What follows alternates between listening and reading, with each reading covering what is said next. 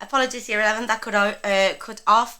What I was saying is, win it at all costs. Culture in sports ruins the spirit of sports. Cheating, drugs, prioritize winning over genuine. So again, my what's it called? My topic sentence has got sports there. So can you see? I'm always talking sports, sports, sports. Now this looks like a massive plan just because I wrote it big so that you can copy it.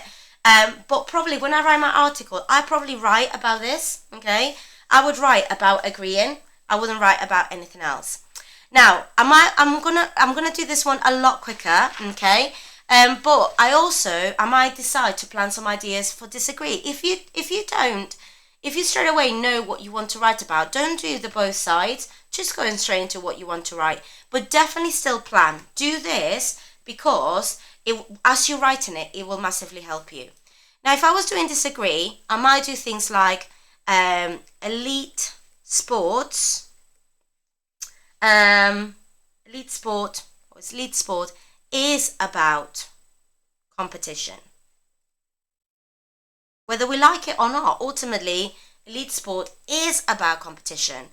And this, I might talk here about actually the Olympics. Okay? And how these athletes actually dedicate their lives to sports. They eat, they sleep, they repeat their sport all the time. And so, it's really important that it's seen as that. Ultimately, sports are about competition. And I don't know, in my mind, it just, I might use a bit of humor because I'm hilarious sometimes.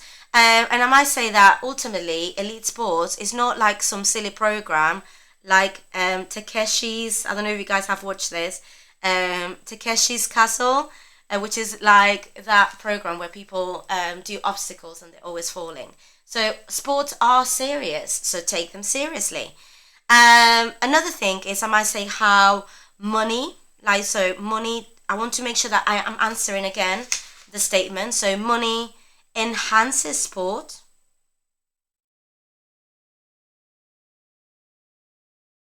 Like by driving, like that's a bit metaphorical, by driving innovation.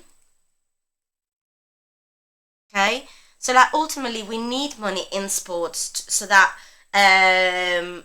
the the entertainment aspect of sports keeps going and how athletes become better. We need to think about the way that world records are being broken because of the way that money drives that innovation.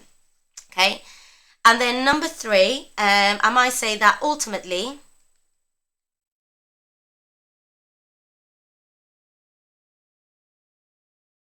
winning creates role models and national pride. Okay, and again, I think you with this disagree side, you can be quite funny. Like you can say that, like that nonsense about is the taking part that counts. I agree that it's the taking part that counts. But you can actually write about this idea that the England's lionesses, for example, winning the Euros inspired a wave, and then you've got that metaphor there of female footballers to start playing football. And then also equally like the Paralympics, these are athletes, and they become really strong role models in terms of resilience and hard work and innovation. I think about some of the Paralympics and the way that they play sport, and you're like, wow, that's amazing.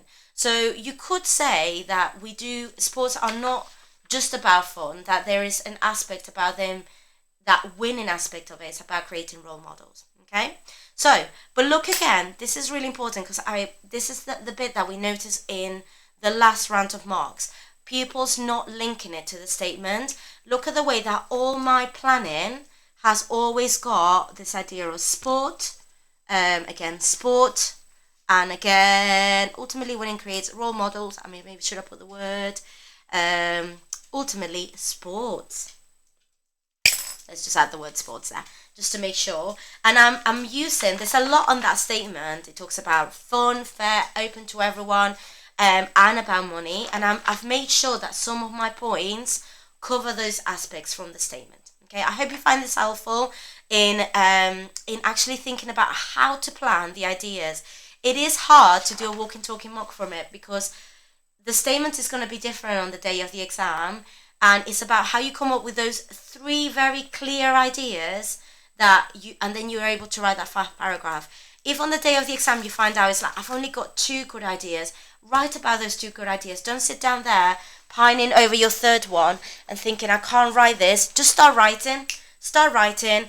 Do your introduction, do your idea 1, do your idea 2, maybe leave a gap and finish it, then maybe go to the rest of the paper, and then if the last idea comes to mind, add it to your piece towards the end. Just make sure that you are writing. Don't leave this question blank. Write substantially. You're looking for about 2 to 3 sides of writing ultimately. Okay? Thank you, Year 11. I hope good luck tomorrow.